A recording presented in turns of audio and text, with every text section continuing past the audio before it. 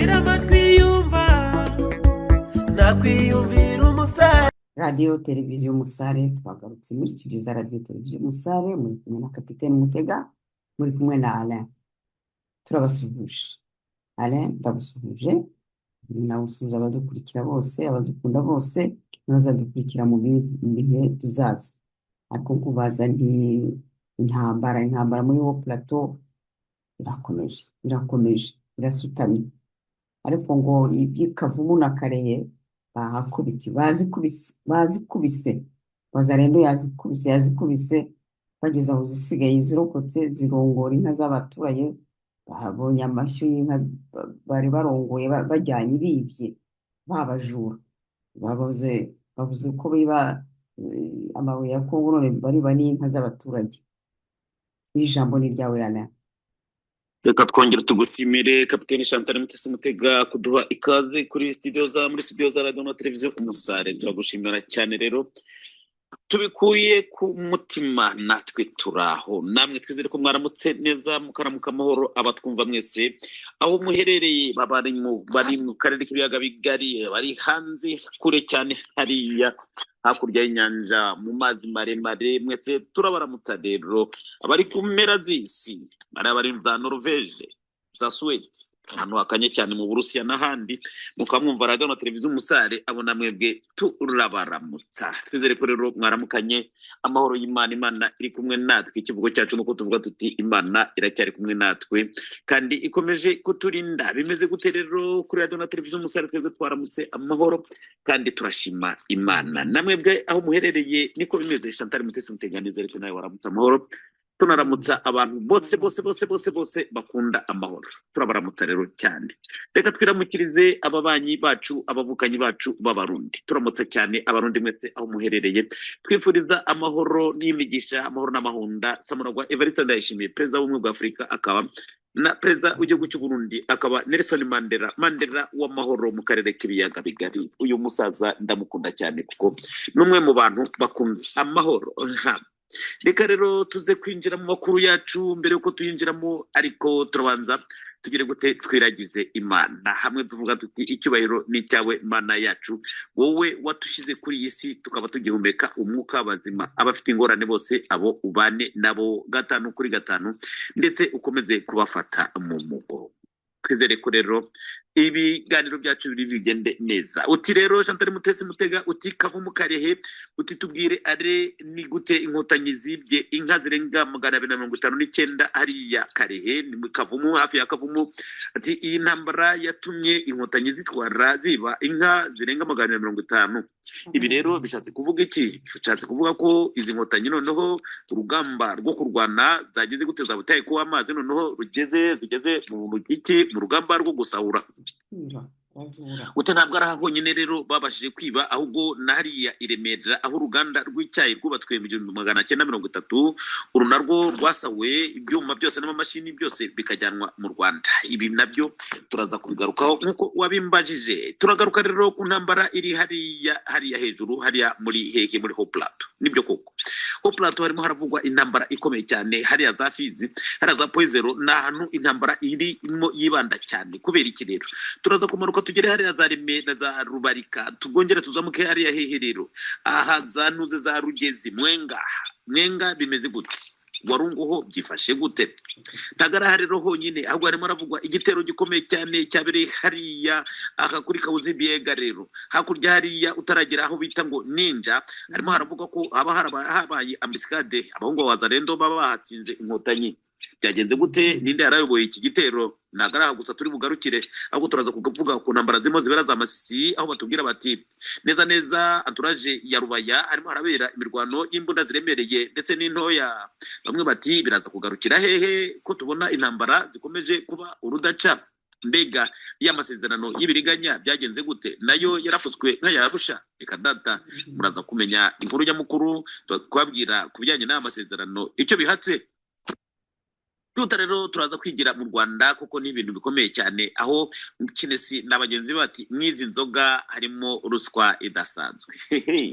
Ntabwo twe tujya kuvuga kuri izi nzoga ahubwo turaza kuvuga kuri uyu mudamu yatwandikiye ati ale ndakwandikiye jewe n'igiki n'amazina yanjye uyavuge nitwa Uwitonze Emerine. Ati ni iki nshaka kuvuga rero mutega amatwi abakurikira radio na televiziyo Umusare jewe nitwa Uwitonze Emerine mbarizwa igitarama aho zari igitarama mu Ruhango. Ati ndabivuga nimba ari binkoraho binkoreho ati ntutinye kuvuga amazina yanjye mukurikirane mwumve uyu madamu rero Uwitonze Emerine. Ati jewe ukurikiye neza ati izi nzoga bagiye kumena ati zimaze imyaka irenga 10 irenga hano mu Rwanda. Atari ko ikibabaje ni kimwe cyonyine iyo ukurikiranye neza ati jewe ndi umurokore ndakijijwe ati ndasenga nubwo amasengero yacu bayugaye ati barayafunze.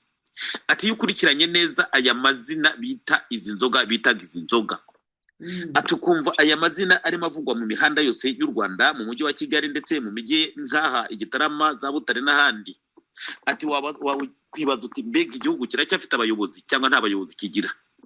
Ati ndaza kugusubiriramo amazina amwe y'izi nzoga atumbwire ko ushobora kuyavuga mu ruhame koko nimba igihugu cyaba gifite abayobozi. Ati rero niho byerekana ko igihugu nta bayobozi cyari gifite ahubwo cyari gifite barusahurira mu nduru.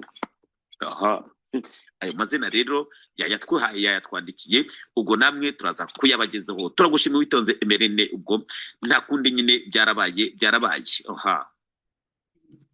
Turaza rero kugaruka rero kuri FDLR na Nduhungirehe birimo rurambikanye hagati ya FDLR na Nduhungirehe. FDLR iti twebwe tubarizwa mu gace ka Rucuru hafashwe n'inkotanyi bahamaranye imyaka 4. Nduhungirehe ati mvuga uvuye aho ati na FDLR iraho M23 kontrola nguko. Ikibazo rero aho kiri naha mujye mwisekera mw'abantu mwe. Noneho Nduhungirehe aremera ati FDLR iravuga iti twebwe turahantu Kagame yafashe hano za Rucuro na Masisi niho dusigaranye tuhafite ibirindiro 2. Nduhungirehe hatereka data atanu hafashwe n'u Rwanda na FDLR hati urumva icyambere cyo Nduhungirehe aremeje neza ko u Rwanda rwafashe hano muri Kongo rwo rufite za Masisi na Rucuro. yewe ariko abantu bategwa imitego ntibayimenye. FDLR yaguteze Nduhungirehe ahubwo ntibabyumvise ariko hari n'amakuru turimo duhumva aho ihwiswa. Ari abantu bagumye babimbwira abantu kangwa ati ko tatubwira amakuru ya Nduhungirehe ari hehe Olivier Nduhungirehe muzo kubagufa. Ati Olivier Nduhungirehe ari ati twabonye akantu kirukanka hariya muri social media ati kaga kongomani kavuga ngo Nduhungirehe bamufatiye ku Rusuma. Ati nibyo terefata igihe nzavuga amakuru sinzakora amakuru mba mushaka ko nkora amakuru ko Nduhungirehe bamufashe ibinda bihakanye. Santare Mutesi Mutega wowe iyi nkuru ari kintu waba yumvise yewe barimo barambwira ati bivuga nagende ndazi ndabivuga ibintu ntazi yishwe itaza mvuga ibishoboka. Reka rero twihute cyane Nduhungirehe na FDLR barimo barapfa aho bari. Jono Coste ikaramuka yemejwe Kagame nabiwe barajya hehe? Iyi Jono Coste genocide économique imaze guhitana abarenga miliyoni 14. Birakomeye nyamara Bizimana azafatwa mu bafobeje genocide. Rero turaza kubivuga neza tugenda rero tuvuga tuti ibintu birakomeye. Turihuta rero cyane tugere ku bantu baba ducukumbura batubwira bati reka data ati hano mu Rwanda rero ikimenyane ntabwo kirimo kiracika. Ati bitwara bibabwiye ntibiki mwatubwiye. Inzoga izi bitaga ibyuma zakoraga abasirikare bakuru bari barakukurutse ataba nibo bakoraga inzoga. Ati n'ikimenyimenyi rero ibiyoga bari barakoze yari mu mastoke. Ati bimwe ngibyo babipakiye amakamyo babipakiye amapikape ati barabihungishije bimwe ngo byerekeje umuhanda byigana muri Uganda ibindi nabyo bikase umuhanda bigenda byerekeza Goma ibindi byerekeza Bukavu hariya muri Kongo aho bifatiye niho bagiye kubidandaza.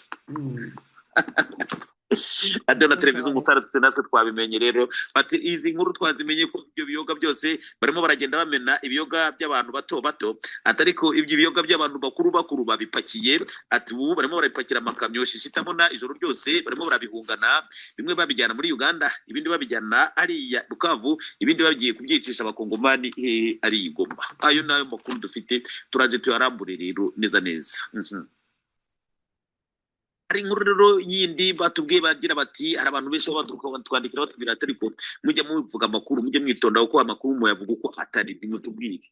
Iyo Kagame avuze na bagenzi be bayoboye u Rwanda bati duciye ibi biyoga ibi reka tubyemere koko ibiyoga byari byarembeje abanyarwanda, nta mukobwa yari akiri mu Rwanda. Umuntu yajya avuga ati jyaho kugira ngo ndongore umukobwa mu Rwanda narongora umugore yabyaye gatatu, ati kuko umukobwa nta bukobwa bagifite biba byararangiye. Ati ariko jya hari icyo nshaka kwibariza rero, ati kandi ndagusabye ari ntumvuge mu izine, ati ahubwo uvuga ibyo nkubwiye.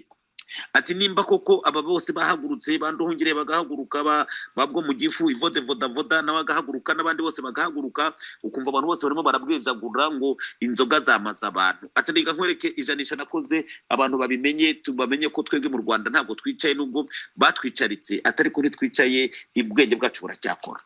Ati ndajya nkubwire ibintu bihitana abanyarwanda, ikintu cya mbere gihitana abanyarwanda gihitanye urubyiruko ni iki, mukurikire. Ati mbere yuko bamena izo nzoga nibabanze bamene intambara, bayice igende.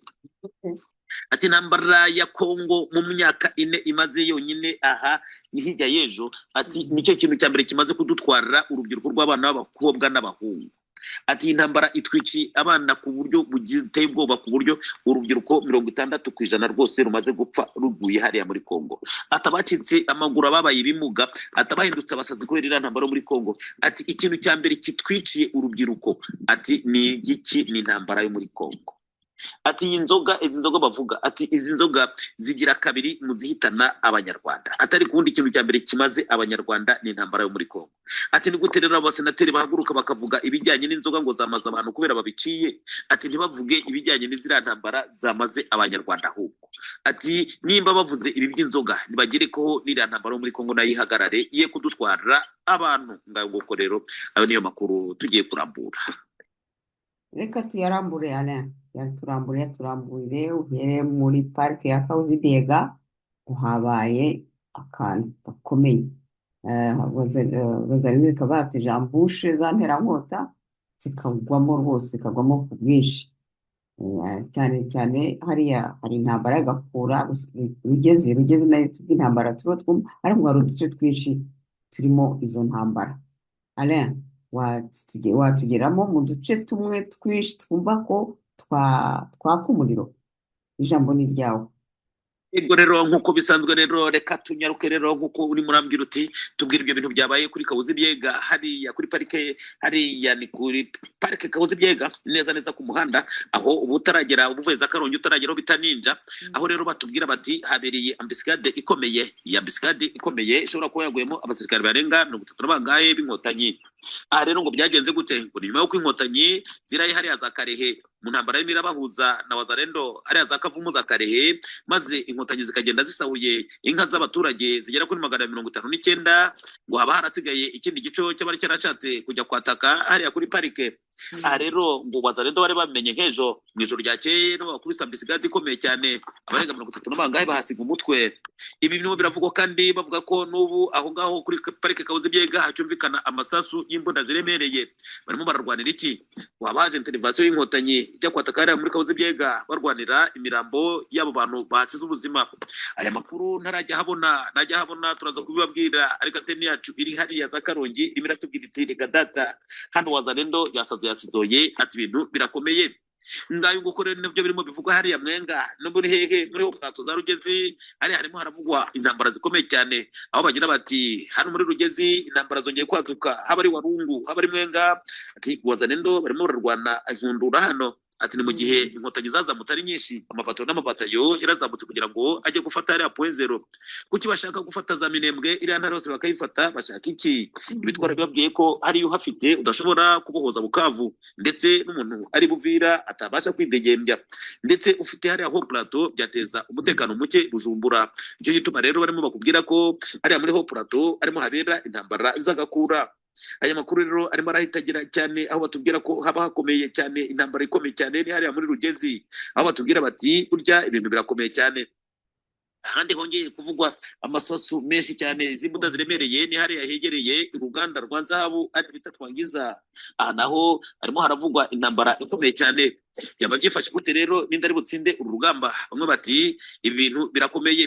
Ni mu gihe kandi hari amakuru twabwiwe neza na neza agira ati rero ati muhumure rero ngibi ibyo tugiye kubabwira. Nibiki rero?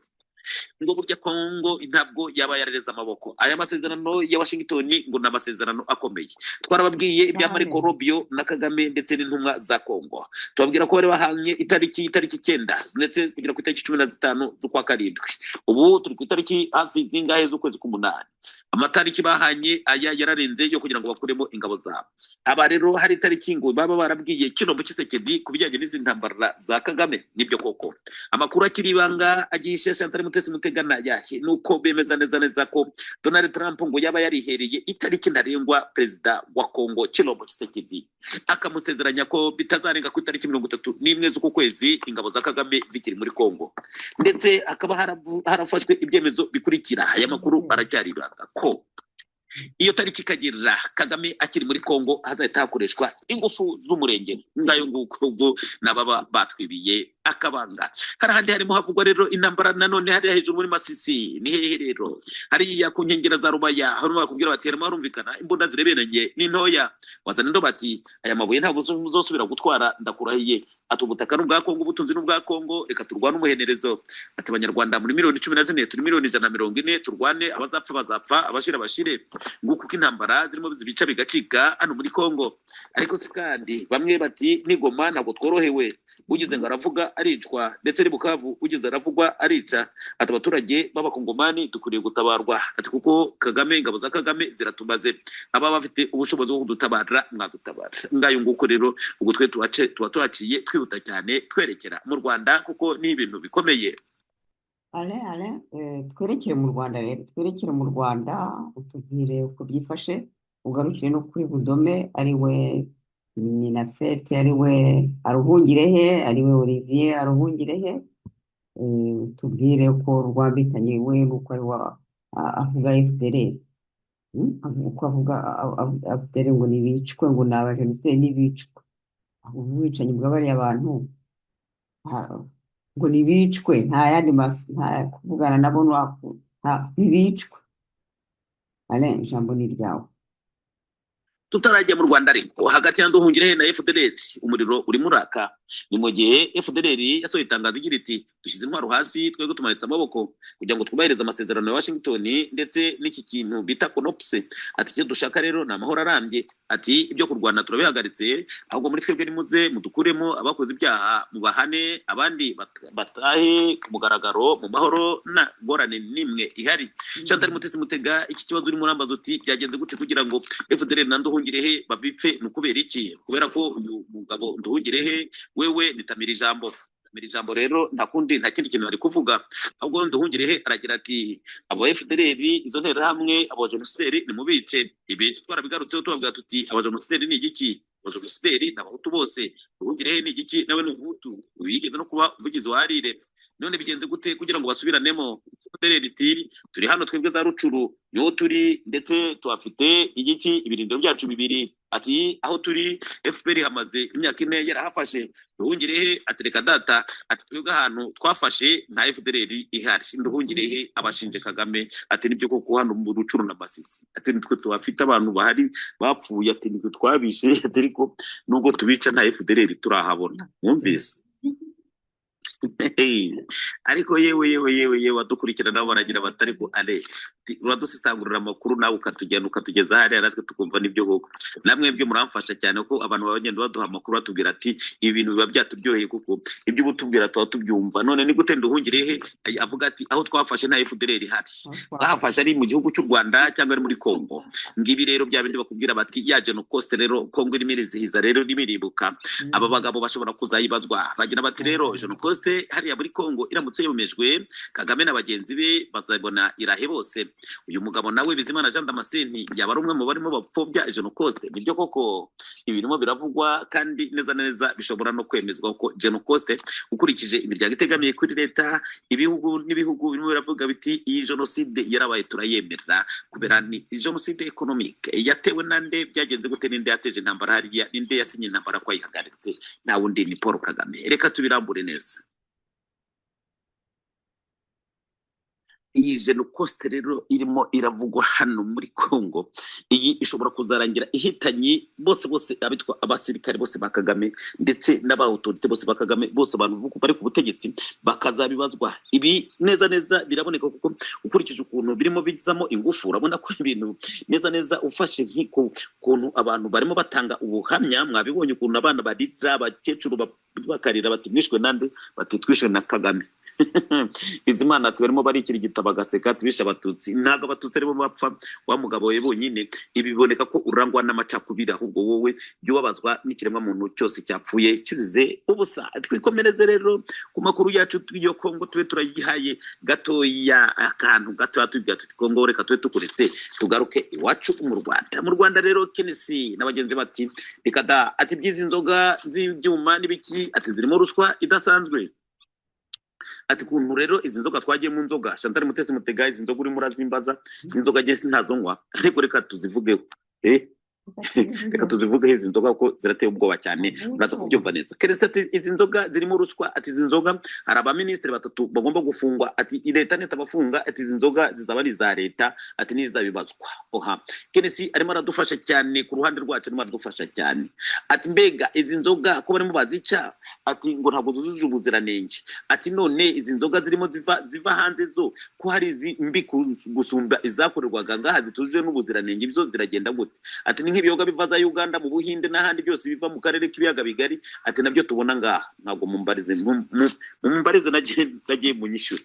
Ati ibi biyoga rero ati byatumaza, atari ko ibiyoga ati byajemo ruswa ikomeye cyane. Ni mu gihe rero iyo ruswa rero n'ubu itaracika, abaduhamagaye baragira bati nibyo koko umene izi nzoga ni byiza, ariko se kandi kuki barimo bamena inzoga z'abaturage batoya, inzoga z'ibifi binini zitarimo zimenwa? Bagira bati igitarama Butare, Gikongoro Butare, cyangwa Kibuye, Gisenyi, Ruhengeri, Byumba, Kibungo. Ati abantu bose bafite yo ibiyoga bikomeye cyane, abasirikare bose nibo bari bafite izi nganda zikomeye.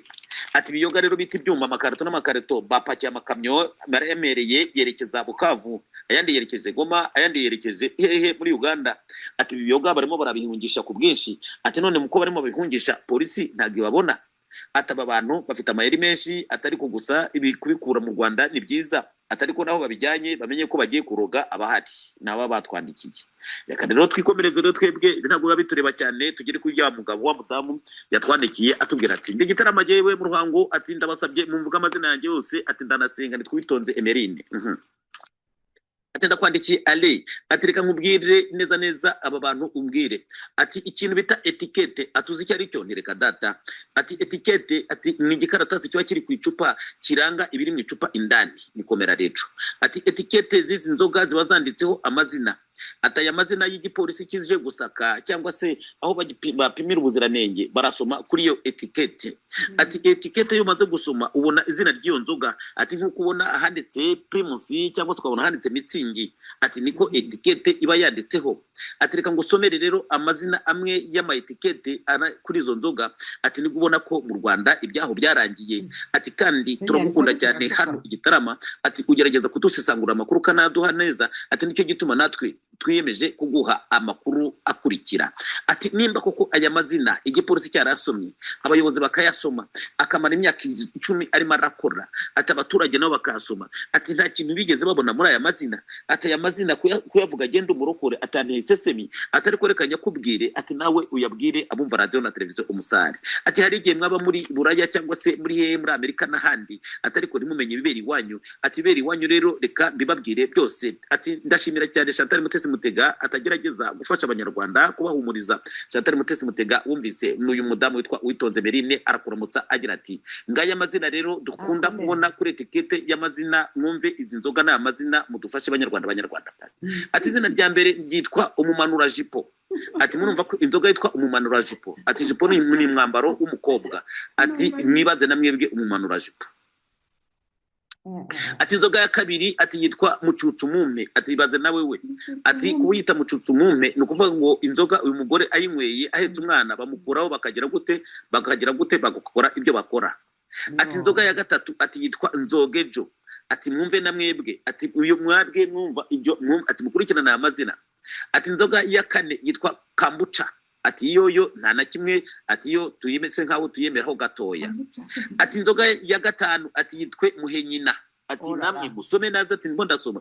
Ati baze gufata etikete ukandikaho ngo Muhenyina, hanyuma ukagera gute, ukagenda mu gipolisi bakagusinyira iyi nzoga ikajya ku isoko. Iyi nzoga ya kabiri yitwa ngo Mukubita Umwice. Ati ngaho nabibaze, iyi nzoga Mukubita Umwice ukayishyira ku isoko abantu bakayigura, igipolisi kikayibona. Ati ngiye sabye ko ugiye mumfasha kugira ngo munyumvishe ibi bintu bene byo. Ati inzoga ya karindwi ati yitwa Muri Ture. Ati ngaho mwumve namwebwe ayo mazina. Ati inzoga ya munane yatitwa Tunura. Ati ndimo ndabivuga kugira ngo mwese mubyumve. Ati inzoga ya cyenda ati yitwa Dunda Ubwonko. Ati aho murimo murankurikira. Ati inzoga ya 10 yitwa Kimbazi. Ati aho murimo murakurikira. Ati inzoga 11 yitwa Nindu Ndongoye. Ati mwokagira Imana mwe nimumfashe nimuntabare. Ati aya mazina igipolisi cyose kirayazi, leta n'abategetsi barayazi bo gapfa. Ati inzoga ya ngahe yitwa Magwigwi. Ati inzoga ya kangahe yitwa ngo Yewe Muntu. Ati inzoga ya kangahe ngo yitwa Cunga Umuntu. Inzoga ya kangahe ngo yitwa Gira Vuba. Ngo nindi inzoga bita ngo Kizane.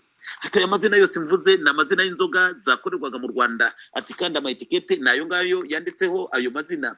Ati aya mazina yaba ari umupolisi yaba ari umugiki byose bo gatsindwa. Ati izi nzoga bazifataga bakagura. Ati bazi kubona umuntu w'umugore cyangwa w'umukobwa atagiye ahantu mu iduka akavuga ngo Madunda Ubwonko, cyangwa se akavuga ngo Mpakizane, cyangwa se akagenda akavuga ngo Muri Ture, cyangwa se akavuga ngo inzoga bita Tunura, cyangwa se ati inzoga bita ngo Muhenyina. Ati hamba ukayimuha. Ati none icyo gipolisi n'icyo gisirikare ati byari bihari.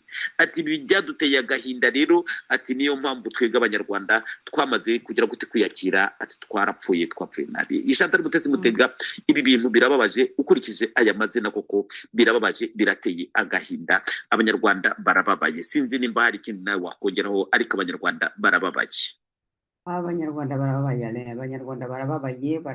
cyane, ariko Abanyarwanda barababaye,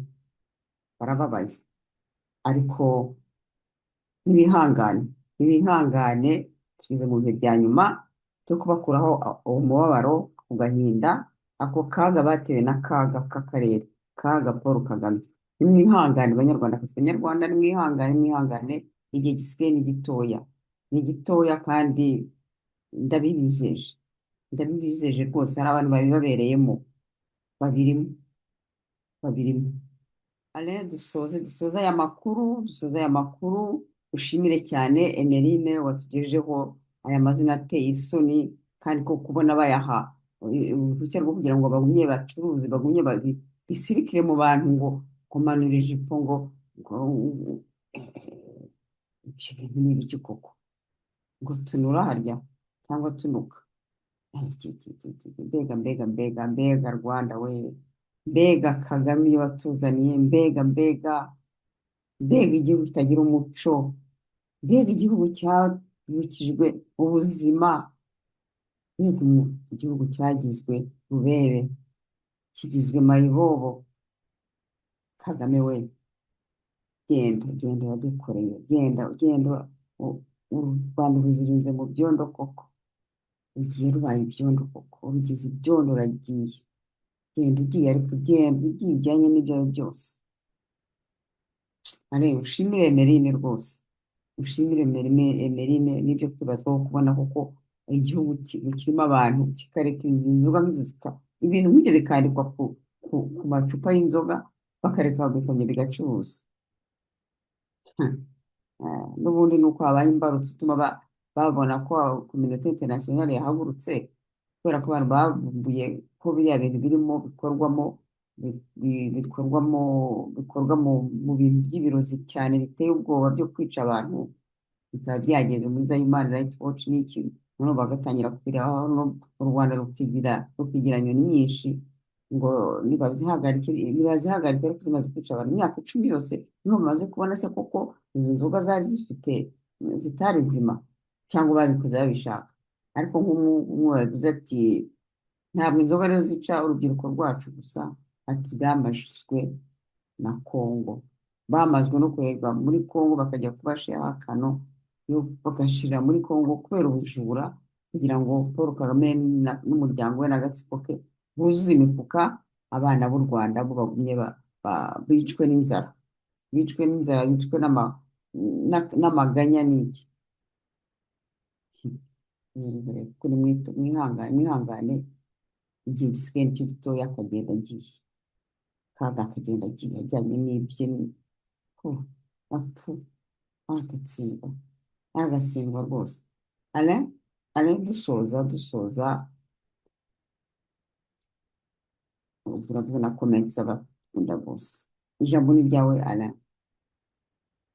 Tuta rero turagushimiye cyane Emerine, witonze Emerine, kwa amazina uduhaye. Tunakomeza cyane tunashimira abakomeje kutwandikira tubwira tuti pole sana abanyarwandakazi, ariko hari n'undi yatubwiye ati sinshaka kumvuga amazina, ati nimba barimo bakuraho ibi biyoga byamaze abanyarwanda, ati ntago ari ibiyoga byonyine byamaze abanyarwanda, atahubwe intambara ya Kongo niyo yamaze urubyiruko, ati urubyiruko rwashize, ati hano nyine abahasigaye nabo ubwonko bwangiritse, atobabaye nabi, atobabaye bitwa batunura, abo bitwa bamuriture, ati babaye ne, ati abasa abantu basigaye iminwa yarahiye, ati bapfuye rupfu rubi, ati niba banduha ibihumbi amafaranga 500 mukaryamana, ati bakagutera imindwara n'ibirwara, ati ubundi urubyiruko nyarubyiruko rwararagiye, ati bose baboneje iya Kongo. Ati kandi rero ikindi kibazo abanyarwanda dufite twashaka kubabwira ni iki gikurikira, ati nuko mu Rwanda ubundi amatorero abakizwa bari baradufashije kuba badufatira urubyiruko bakarujyana gusenga, bakarutoza kwihana ibyaha ndetse bakarutoza imico myiza. Ati nyuma y'uko rero Perezida wa Repubulika na leta yiwe bahagarikiye insengero,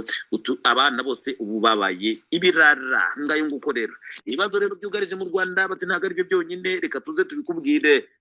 Makuru ni menshi, bati reka tubabwire ukuntu intambara ikomeje kwiyongera mu Rwanda, intambara y'ubukungu. Ati urebye mu Rwanda koko bya bihano birimo birakora cyangwa ntibyakoze, birimo birakora 100%. Uyu aragira ati mudufashe mudutabaze, ati kuko mudutabariza, ati kuko mu Rwanda ubuzima burarangiye. Aragira ati byavuye kuri mituwere yikuba 100%, ati tugira ngo biroroshye, ati bijya ku nzoga, ati twibaza ko byoroshye, ati bivavaho bijya kuri essence, ati tugira ngo ni ibintu byoroshye, ati ariko bigeze noneho, ati dusabye ko mudufasha iki kintu gikurikira, ati mujye ku mpushya zo gutwara ibinyabiziga, ati cyo bita perimi, ati nkuko byaramwe abana b'abasore benshi ubu barimo birukanyira kujya kwikorera ikimotari batunga banyonga moto. Ati none nimwumva ahantu ibintu bigeze ubu, kugira ngo wige gutwara moto cyangwa se imodoka ikinyabiziga n'amezi 3, atari cyo cyo kibabaje, atahubwo nimwibazo kugira ngo ibintu bive ku 150 kugira ngo ukorere perimi, atawa mu bije ku 600. Ati mbega mwibaza ko 600 kubironka ari ikintu cyoroshye?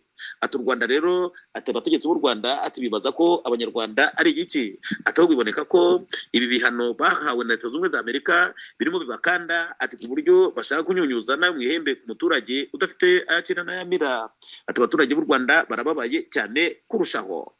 Ifoto Uwizeyimana nawe yabice biracika, ati jewe bwo mu gifu atubunda kangutse. Ati ni gute wasake yabwira abaturage bakamara amezi 2 nta mazi bafite, nta nayo koga, nta nayo kunywa. Ati bababaza bakavuga ko ngo ari mu meshi ari muki, ati babayoboye ko bazagera mu meshi nta mazi bafite. Ati mbega ko nta migezi nimwe turabona yakamye, biba byagenze gute? Bamwe bati ati uyu mugabo ari kirigita agaseka, ati ahubwo menya ko amazi kugira ngo aboneke bakoresha imiti, ati kandi imiti itumizwa mu mahanga, ati kandi imiti igurwa amafaranga mu madolari. Ati Kagame rero ari hehe? Ari mu yabira. Aha rero twitire kumwe tuba turi kumwe, ubwo reka tuze naho ducumbikira rero. Reka tubanze tugira, ariko hari agakuru abantu batwandikiye, twe ntabwo dupfa tukunyemera, ariko tukababwirire kaya nkuru nyamukuru rero, ngo ni inkuru y'akababaro rero y'umuperezida bita Mamadou Doumbouya. Kababaro Mamadou Doumbouya ni perezida wa Guinea. Uyu perezida rero Mamadou Doumbouya yabaravuye ku biro 92, ubu akaba asigaranye ibiro bitarenga 40. Mukurikire mwumve, abantu baradusetsa cyane. Uyu rero perezida Doumbouya rero wa Guinea ngo yabarakubise kudeta, akubita kudeta abazungu batabishaka, maze kugira ngo abazungu bamushyikire ngo bahise bamuteza Paul Kagame amubera inshuti. Ubushuti rero bwa Paul Kagame na Doumbouya ngo ndetse baramwubakiye n'umuhanda hariya. Ngo ikintu rero cyavuyemo ngo nuko ngo uyu Doumbouya ashobora kubaho yaranyweye kutuzi twamunyuza, akaba asigaye ku biro 40. N'inkuru batubwiye twisekere. Reka twirangiriza amakuru yacu kuri komande, ubwo twarutome n'utundi. Abantu bati ale wowe aya makuru yakura hese nyine? twagereza tofira ati ndabaramukije cyane Brigitte uwatati yewe. Mhm. Ati sugira sagamba atera imbere ikivugo cya muvomo. Uyu nawe Brigitte rero nawe muvuma yacu ramba sugira sagamba atera imbere turagushyigikiye. Alexi ati Kigali ndahakumbuye komera rero mugarura rugamba ati muraho murakomeye. Fred Nyabutsitsi ati ndakwikundira Chantal Mutesi Mutega. Rosa Minani ati imyaka bimaze ibyo biyoga ntabyo bari bazi bo gatsindwa. Nyirimanzi Elize ati ndabakunda cyane. Menyimana Veniste ati nagiwe ndi kumwe namwe ndambaje goma ati bite nibitanga Jean de la paix ati ndabaramukije cyane. Sandra pe Naho mbaye Libert ati nagenda bakunda. Jerome Nzohabonayo ati bite witwa nde Jeanne Bakari ati muraho na wacu tina ati ndabaramukije. Reka rero tubifurize mwese amahoro y'Imana aho muherereye. Rero kuri mikoro mwari muri kumwe na Kapiteni Chantal Mutesi Mutega hamwe na Are. Amahoro y'Imana abe mu ngo zanyu mwizana ry'umwami wacu Yesu turabaramukije. Abayisilamu namwebwe ubwo twizere ko kwa Muhammad sallallahu alaihi wasallam mukomeze mugere gute mumererwe neza. Abapagani namwe mudasenga mumeze nkanjye ndababwira ni nako turabapagana ubwo twemera Imana yaremye ijuru n'isi. Ubwo mwese rero duhurire mu cyubahiro cy'Imana. Mwese turabakunda. ciao.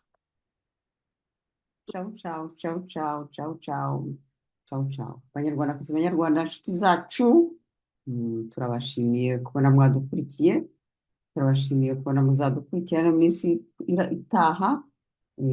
Tubararikiye andi makuru ashyushye, amakuru atari umukungugu mugezwaho nane rwose ntimukahatanga, kandi mukandiza like nyinshi cyane, like musharinga ibiganiro byacu bikwire hirya no hino. Muduhe kandi amakuru, muduhe amakuru no comment zanyu n'amakuru burya muduhe amakuru tuyageze kuri benshi. Mwakoze kubana natwe, mugire ibihe byiza.